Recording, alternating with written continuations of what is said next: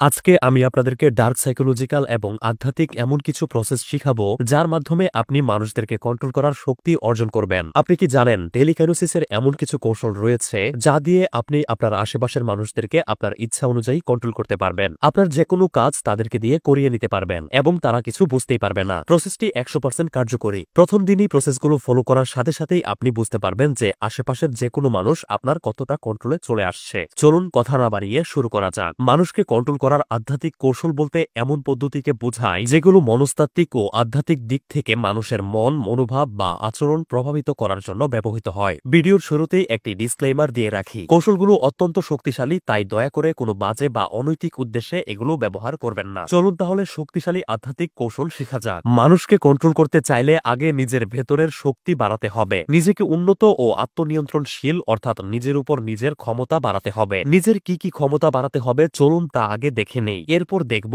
কিভাবে তা বাড়াতে হবে। মানুষকে নিজের কন্ট্রোলে আনতে হলে মানুষের সঙ্গে ধৈর্য ধরে কথা বলা এবং তাদের অনুভূতি বোঝার মতো ক্ষমতা নিজের ভেতর আনতে হবে এবং নিজেকে খুব ভালো ও সত্যবাদী হিসেবে সবার সামনে তুলে ধরতে হবে যাতে অন্যরা স্বাভাবিকভাবেই আপনাকে অনুসরণ করতে চায়। মানুষদেরকে সহানুভূতি দেখাতে হবে এবং ভালোবাসার মাধ্যমে মানুষের মন জয় করতে হবে। সবসময় মানুষকে বোঝাতে হবে যে আপনি খুব পজিটিভ একজন মানুষ, আপনার ভেতরে কোনো নেগেটিভিটি নেই। অন্যদের সবসময় চেষ্টা করবেন অনুপ্রেরণা দিতে এবং তাদের সামর্থ্যে বিশ্বাস স্থাপন করতে। সবসময় চেষ্টা করবেন সবার প্রতি নম্রতা ও শ্রদ্ধা প্রদর্শন করতে। অহংকার এড়িয়ে চলবেন এবং সকলকে সমান গুরুত্ব দিতে চেষ্টা করবেন। অন্যদের প্রতি সম্মান প্রদর্শন করে তাদের মন জয় করবেন। চলুন এবার দেখে নেই যে এই গুণগুলো নিজের মধ্যে কিভাবে বাড়াবেন। উপরে মানুষকে কন্ট্রোল করার জন্য যেসব গুণের কথা বলা হয়েছে এগুলো আপনার ভেতর বৃদ্ধি করার একমাত্র উপায় হচ্ছে ধ্যান এবং প্রার্থনা। প্রতিদিন ধ্যান বা মেডিটেশনের মাধ্যমে ধ্যানের গভীর পর্যায়ে পৌঁছাবেন এবং নিজের সাবকনশিয়াস মাইন্ডকে সাজেশন বা অর্ডার দিবেন নিজের ভেতরে এই গুণগুলো গড়ে তোলার জন্য।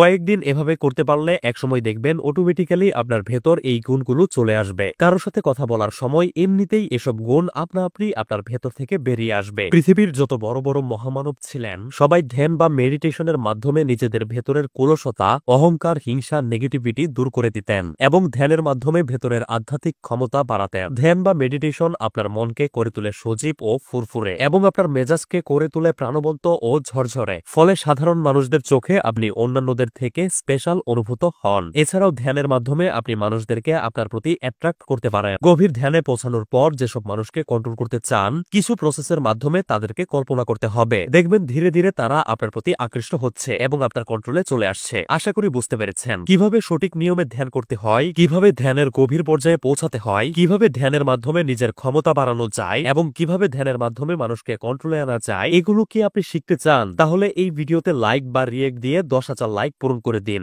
এই ভিডিওতে 10,000 লাইক পূরণ হওয়ার সাথে সাথেই এই ভিডিওর দ্বিতীয় পর্বে ধ্যান করার প্রসেসের ভিডিওটি আপলোড করা হবে। এরকম প্রয়োজনীয় ভিডিওগুলো মিস না করতে অবশ্যই পেজটি ফলো করে রাখুন। অসংখ্য ধন্যবাদ।